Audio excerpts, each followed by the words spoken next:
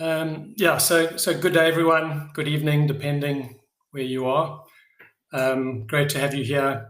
First of all, I'd just like to welcome you to Blockdag's first technical presentation. By way of introduction, I'm Anthony Turner, CEO of Blockdag. I have the privilege of introducing my colleague, Dr. Maurice Hurley, who's going to be speaking this evening. Excuse my voice, I'm battling a bit with a cold, so I'm glad to be handing over to him in a moment. Just to introduce Maurice, so he's received an AB in mathematics from Harvard University and also a PhD in computer science from MIT. He served on the faculty of Carnegie Mellon University and also the staff of DEC Cambridge Research Labs. And he's currently a professor of computer science at Brown University. So we're all very aware of the limitations of traditional blockchains. Like Bitcoin, especially when it comes to transaction speed and finality. So Dr. Hurley will be discussing these limitations and how the directed acyclic graph, or DAG, as we call it in Blockdag, solves for these limitations.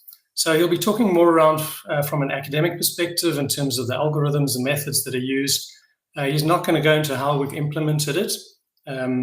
So we will open up for questions after he's finished. He's probably going to be about 30 to 40 minutes. So happy to take questions afterwards, but obviously if you can keep it on topic in terms of the academic side as opposed to implementation. That's all from me. I'm going to hand over to Maurice now. So Maurice, yeah, take it away. Well, thank you, Anthony.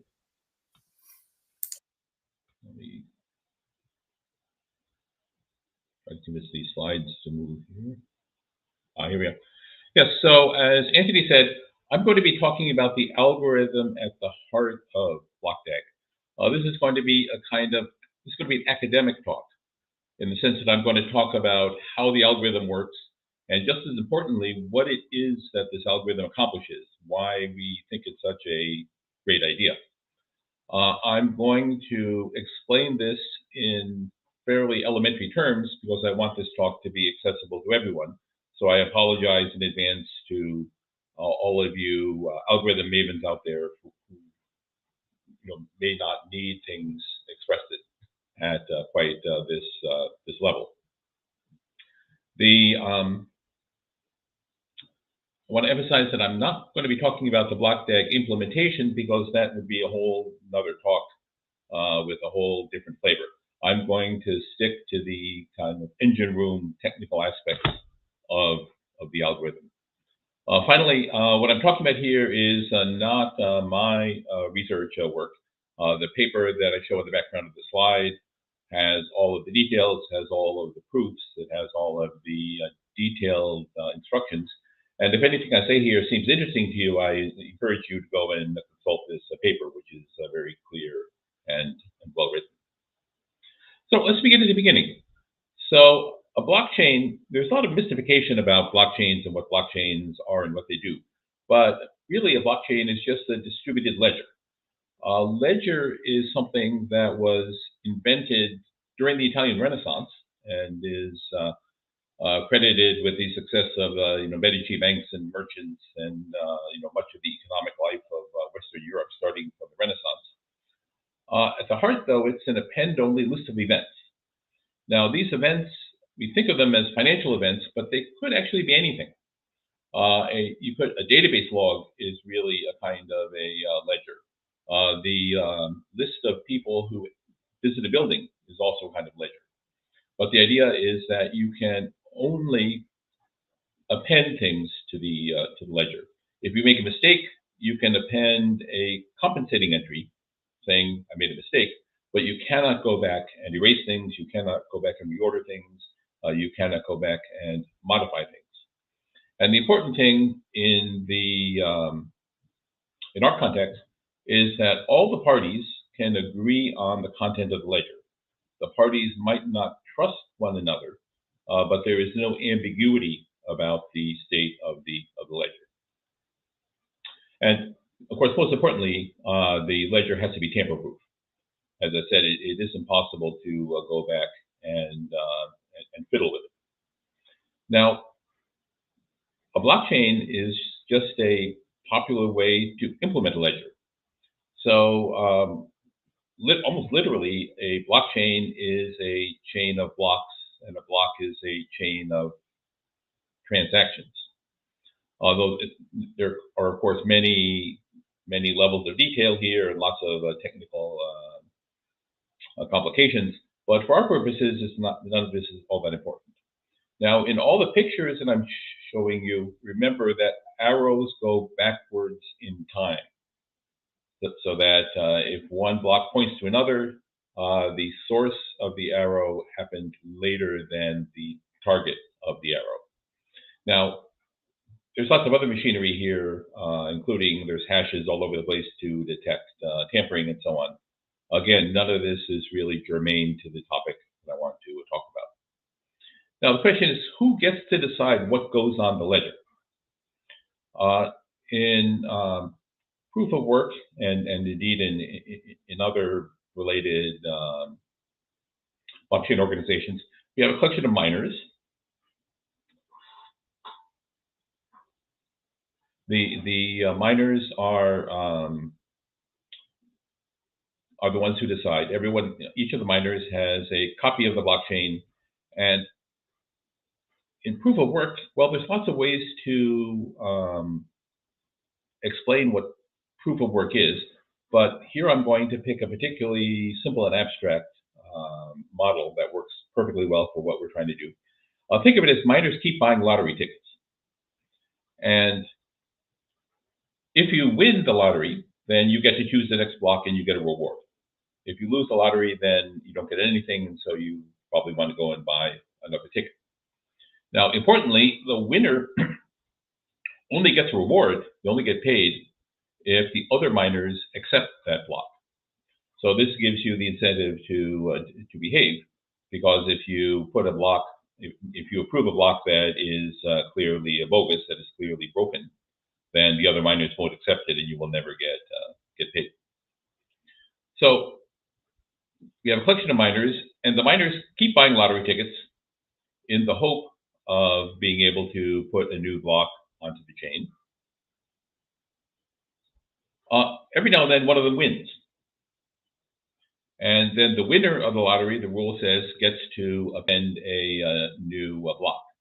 Now, it's important to realize that this is a distributed system, and the miners are separated in space, and there's a network delay in communication, so that when a miner wins the lottery and adds a new block, at the start, only that miner knows about the block.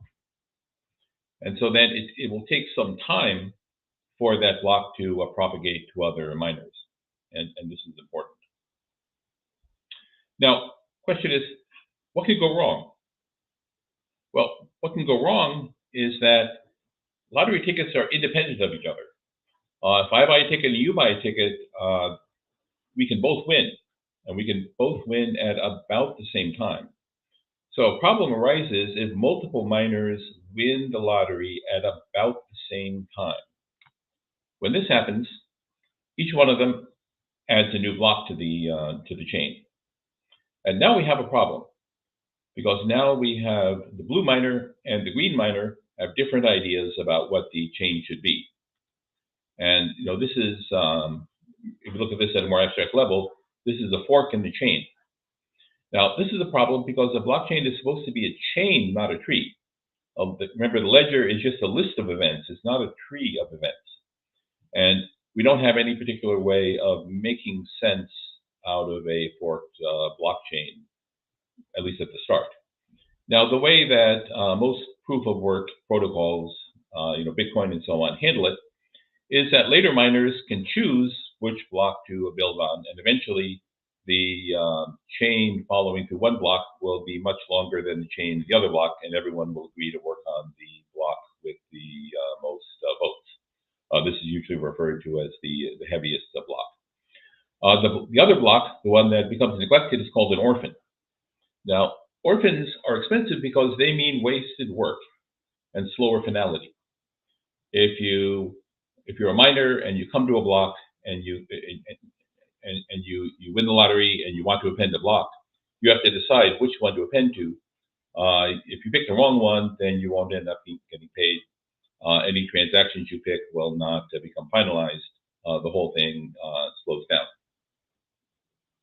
So because forking is expensive, the Bitcoin protocol slows itself down. Proof of work, at least traditional proof of work, has an inherent limit on the number of blocks it will produce per unit of time, which it controls by setting the difficulty of the hashing problem.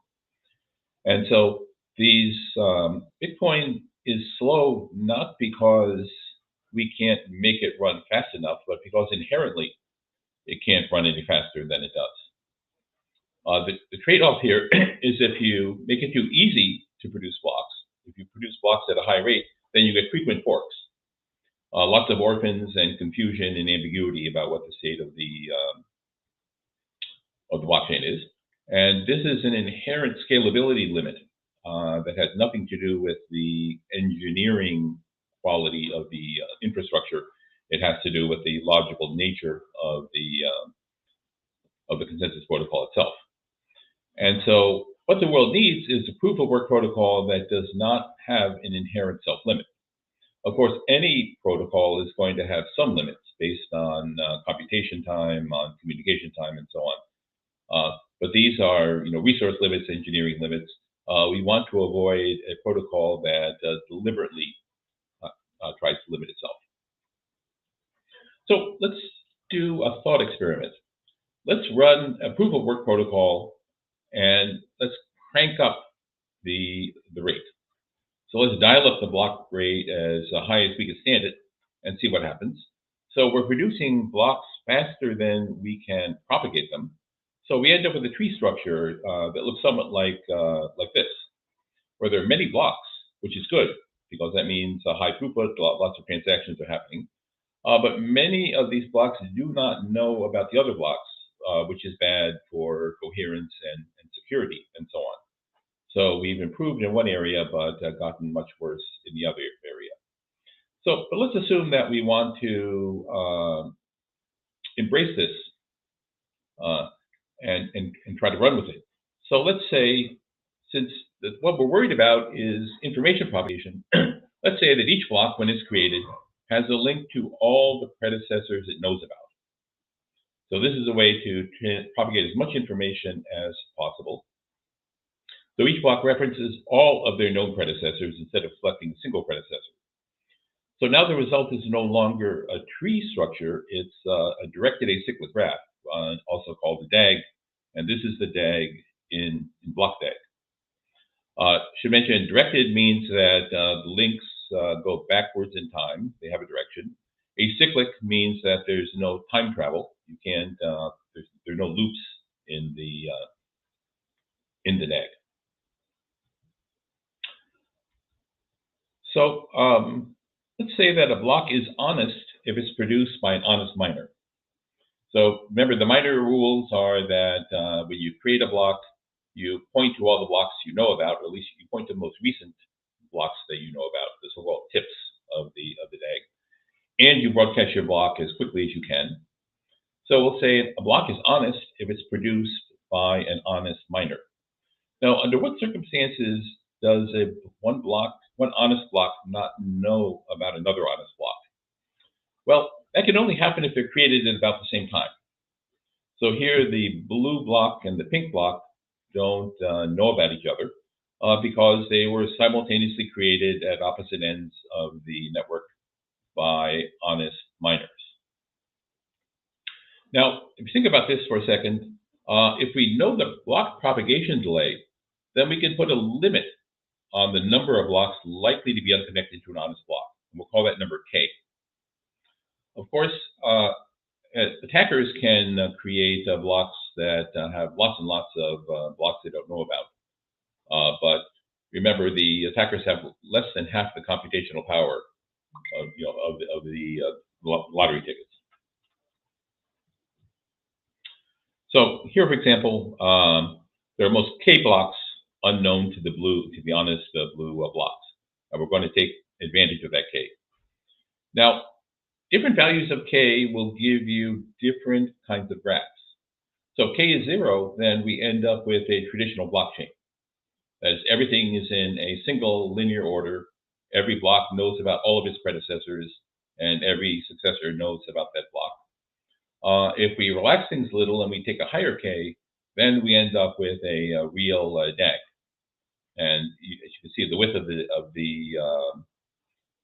the DAG is basically K. Now, what I haven't told you is how do we deal with conflicting transactions? So if the problem is that one transaction doesn't know about another, then it's possible that honest miners can produce conflicting transactions. So here, Alice is trying to pull off a double spending attack. So she goes to the blue miner and says, I'd like to pay Bob. And then she goes to the red miner and says, I'd like to pay that same coin to Carol. Now, this is going to work so far because neither of these blocks can see the other one, so no one is aware that there's a double spending going on. But crime in the end, of course, doesn't pay, because what happens is as information propagates, the miners and other parties that want to validate the blockchain will see more and more of the chain. They will impose an order, a total order, on the blocks that they see. Everyone will eventually agree on that order, and then they will say, okay, so I see that Alice paid Bob before she tried to pay Carol, so the earlier transaction takes effect, which is what you would do in a regular blockchain. So it takes slightly longer to detect these conflicts than it would if you had a linear blockchain. So a little bit of vocabulary. Since what we really care about is who knows what about whom and when, let's say that given a block, think of all the blocks that our favorite block knows about. This is called the pass cone. A cone is a reference to physics. So our block points to all of the blue blocks. Those constitute the pass cone of the block. Similarly, all of the blocks that point to our block constitute the future cone. So these are in some sense, all the blocks that are born knowing about each other. All of the other blocks that our block doesn't know about are called the anti-cone. And this is, the point of this protocol is to figure out how to arrange the block and its anti-cone. So the Phantom protocol, which is the first protocol that we're going to look at for organizing this, the goal is to recognize the honest blocks and to discard or at least penalize the rest. So we want to recognize which blocks are honest, and we want to discount the blocks that we suspect are not honest. The principal insight is that honest blocks are going to be well connected. Remember, an honest miner will link a block to all of the tips that it knows about. It will broadcast as soon as it can and as energetically as it can. So let's say that an honest block is created at time t, and we have a network delay of big D. So it takes time big D for news of a block to traverse across all the miners. So the pass cone of a block are all the blocks created before t minus d. So if an honest block was created before t minus d, then our block will have learned about it, because there's been enough time to transmit news of that block to the miner who creates this block. The future cone are all the blocks that are created after t plus d for the same reason, so that when our honest block is created, it's broadcast to everyone. Everyone receives that broadcast in time d. Everyone links to it directly or indirectly, and then it falls into the future. So that says that the anti-cone is at most k blocks, where k is a function of a network delay and the number of miners. So here is how this is the key concept to the Phantom protocol. We'll say a K cluster, shown here in blue, is every blue block is connected to all but K blue blocks. So this is a cluster of densely connected blocks. They don't all know about one another, but they mostly know about one another. Now, it turns out that the honest blocks most likely, with very high probability, form a K cluster. Now, the dishonest blocks, dishonest miners can conspire with one another also to create a K cluster. But remember, they have less than half of the computing power, so that any dishonest K cluster is going to be smaller than the largest honest K cluster. So now we're ready to present the phantom algorithm. Step one of the phantom algorithm is you find the largest K cluster. Once you've found the largest K cluster, then we order it. So we put it in an order where we respect the existing DAG order, so that if block number one knows about block number two, then block number one will happen later than block number two. Blocks that don't know each other are ordered. We break ties by hashing the blocks or something like that. So now we have an emerging linear order on the blocks. Then we walk down the chain and we check for invalid transactions. So here, our friend Alice is still trying to double spend. So this time she plays Carol first and then pays Bob. And because once these are ordered in a stable and changing order, then everyone will agree that the first payment is valid, the second payment is invalid. Instead of throwing away the entire block the way you would do with something like a Bitcoin, we simply throw away the offending transaction because they could have been produced by honest miners. Now, there's a theorem that says that all of this works. I'm not going to try to prove that theorem here. I recommend you to read the paper if you're interested. But the theorem says that as long as an attacker has less than half of the computational power, then the largest K cluster is going to be all honest for K that's suitable for your physical network. And that's the algorithm. The bad news, however, is that one step that I kind of glided over of finding the maximum K cluster, that turns out to be NP-hard. Now, what does NP-hard mean? It means don't even try to do it. It means if you could come up with an efficient solution of an NP-hard problem, you could solve a lot of other problems. You become rich and famous, and it's probably not something that you want to put on your critical path. So we need a way to wiggle out of this. Now, remember that finding the largest K cluster is the hard part, but we don't really need the largest K cluster to stay in business. It's enough to pick a pretty large cluster. So it's usually the case with these things is that we can approximate the largest K cluster pretty efficiently and pretty effectively, as long as we don't insist on making sure that we have the theoretically largest possible cluster. So that brings us to the notion of a K uncle. This is going to be the grounds for a pragmatic approximation of finding the maximum K cluster. Let's start out with a chain. So that's the blue blocks here form a linear chain. And a K uncle is a node that is connected to all but K of the elements of the chain.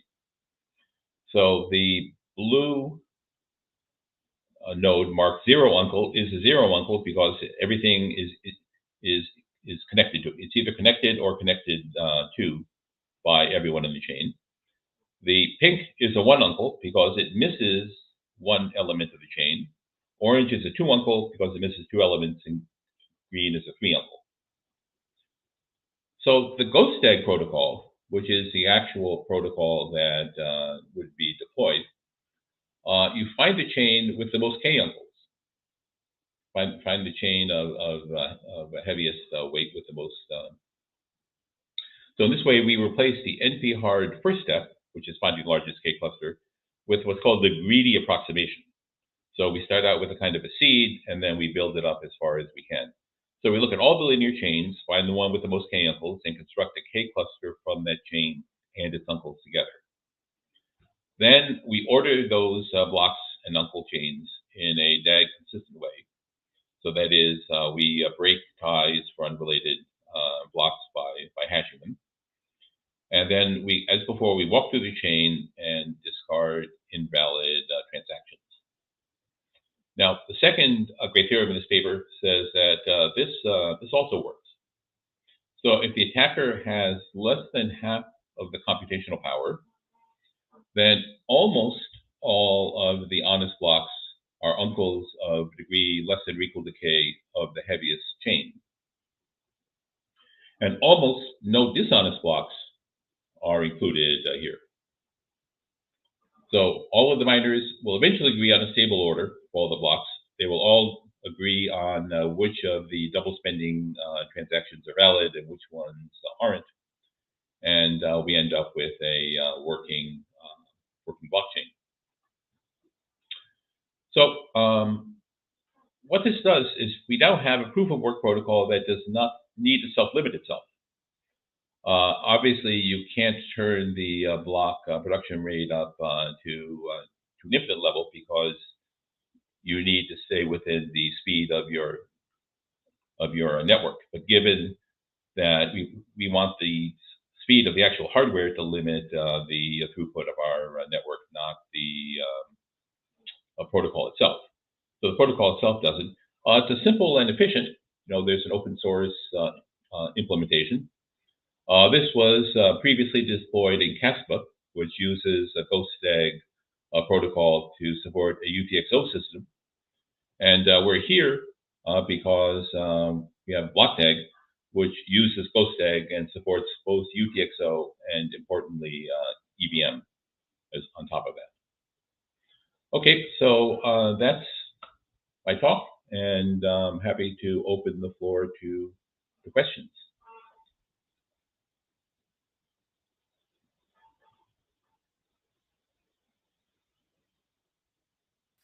Thanks very much, Maurice. I think that was very well explained. I mean, it's a fairly complex topic. Everyone appreciated that you took us through very well. I don't think everyone expected learning about uncles, so that was a new terminology. If anyone's got questions, I'll open the floor to questions. Obviously, please keep it to the academic, theoretical side, not implementation side. But please, yeah, send through your questions, and Maurice will answer the ones that he can. Just give me a moment.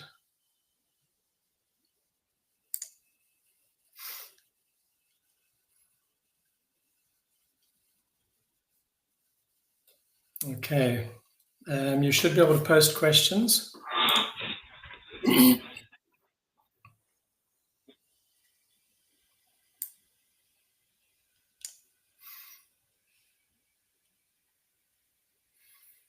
Okay, so we're getting a lot of positive feedback and appreciation for a good explanation.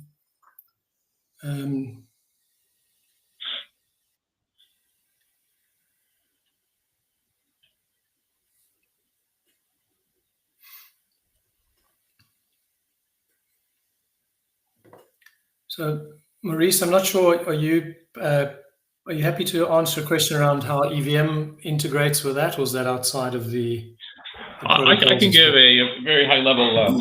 So EVM is just a way of interpreting the state of a blockchain. The original Ethereum and all of the Ethereum add-ons use, the original one was a proof of work, just like the one that we're using. Of course, they switched over to proof of stake, but it's still just a sequence of transactions. The transactions modify the state of the EVM, but you could take the Ethereum blockchain and replay everything and reconstruct an EVM at any point. So, you need the ability to, roll back and replay if you run into, orphans and forks and so on. But you need that anyway. There's nothing special about GhostDAG there. So it may sound a little odd, but in fact, it's no harder running EVM on GhostDAG than it is running EVM on any kind of consensus protocol.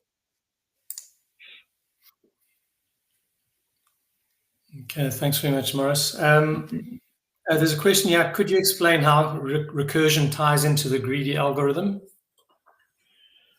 Well, it doesn't really. The fact that it's greedy is it starts out with this path, and it keeps adding new members until it runs out of uncles to add. So it isn't really recursion. The reason it isn't optimal is because there might be a different order that works better than the one you happen to choose, but any order is going to be pretty good. So there isn't really recursion going on. There's just more accretion.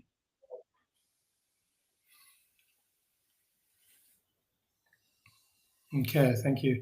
How does the internet speed affect the protocols in the blockchain, if at all? Well, if you had a very high network speed, then your K could be pretty low. But remember, K is the number of honest blocks that you don't know about because they were created at about the same time. So, for example, if you had infinite speed, then you would have K equals 0 because everyone would know about everything.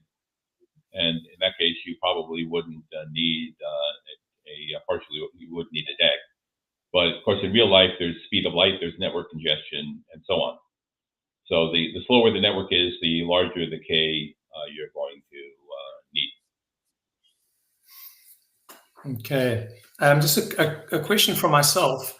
I mean, theoretically, if we pushed up K considerably, does that mean we get a far faster, more performant chain? And potentially, what are the limitations? No, K has kind of a sweet spot. So if your K is much larger than the one that was dictated by your network speed, then you're leaving throughput on the table.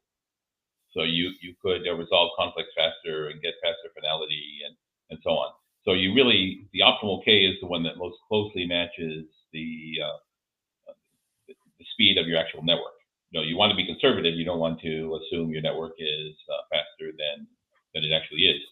But picking a really large K would be assuming that your network is slower than it is, which is not optimal either.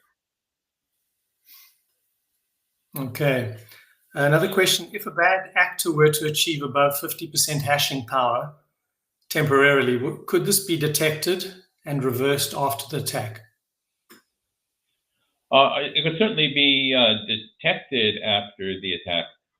How you would reverse it is not a kind of a technical question. That's a governance question.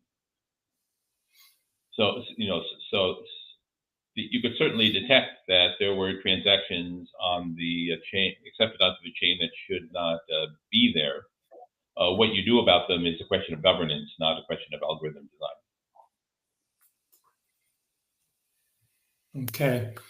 As the blocks are mined in parallel, wouldn't a bad actor just need 51% of the block hash power?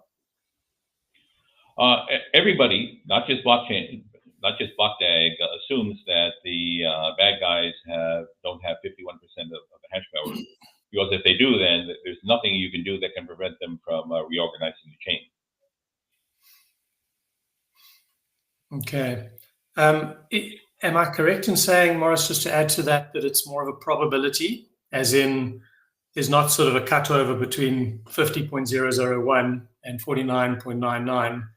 The probability of things going wrong becomes greater and greater, or the probability of someone having a successful attack. Yes, all of the guarantees are probabilistic in nature. People kind of gloss over that, but all of this blockchain, they're very high probabilities.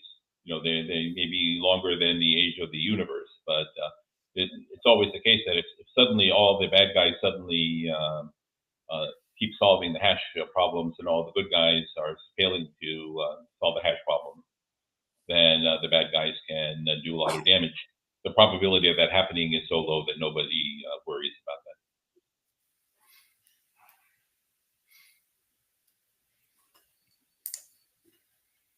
Okay. How does K affect the security of the network? I think if the K is too far, if your K is too large, then it will take you longer to resolve conflicts. So remember when we looked at the where Alice was trying to do the double spending, all the miners that see both of Alice's spending attempts will realize that the second one is bogus. And so if it takes you a long time to see both those things, then it will take you a long time to resolve it. So safety is not really compromised in this case, but the liveness, the finality might take longer under those circumstances. Okay, thank you. I was wondering if this was going to come up. The question of quantum processes. How does that affect what we're doing here? I mean, is this attackable in terms of where things are going, and potentially when could that happen? Well, that's an excellent question. It's kind of independent of the GhostDAG protocol. That has to do with if the proof of work is a hash function that is vulnerable to quantum attack, then you might have a long-term problem. But you could just as well pick a hash function that is believed to not be vulnerable to that. So this is something that's very deep in the proof of work or even the proof of stake protocol. It doesn't come into the protocol at this level. Okay. And do you have a view on when that potentially could be in terms of a KCAC 256 or a SHA-256 type hashing algorithm? So this is notoriously hard to predict. There are certainly people who scoff and say that quantum supremacy will never happen. At the same time, IBM recently announced a new quantum machine with something like 150 bits, which is not enough to threaten any existing blockchain, but still way more than you would have expected. So I think it would be prudent moving forward to make sure that your algorithms are quantum resistant. But there's no particular need to panic. I certainly don't expect anything within the next decade to be a serious threat. Okay, so no need to panic just yet. Good to hear. Can you give us a sense for the differences between what Blockdag is using and Casper? So I think one of the biggest differences is figuring out how to run an EVM on top of all of this. Certainly, we'll have lots of internal fixes and improvements and so on, but I'm not going to get into that. That's off topic. But applying this algorithm to provide a functionality above and beyond what's happened before is, to me, the most exciting part of it.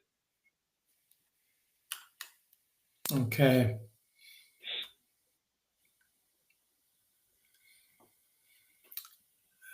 Sorry, just looking through the questions. Some of the questions are off topic, so we're just looking for the more relevant questions. I think we've covered most of them. There's a couple of questions around comparisons with different coins. I think that's a bit off topic as well. So I think we've delved into everything. I think we've covered everything very well, and I'd just like to first of all start by thanking Maurice. I mean, I think you presented a difficult concept quite elegantly. I certainly appreciate it. I hope everyone now has a better understanding. We will make this video available. I think previously there might have been issues with finding the video, so available. It's obviously a good reference for people to be able to take a look back and replay some of the more tricky parts when it comes to uncles and aunts.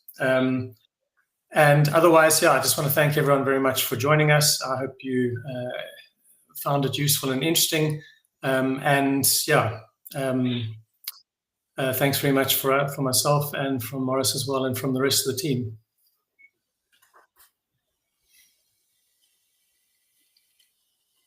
Okay. Cheers, everyone. Goodbye. We're going to close off now.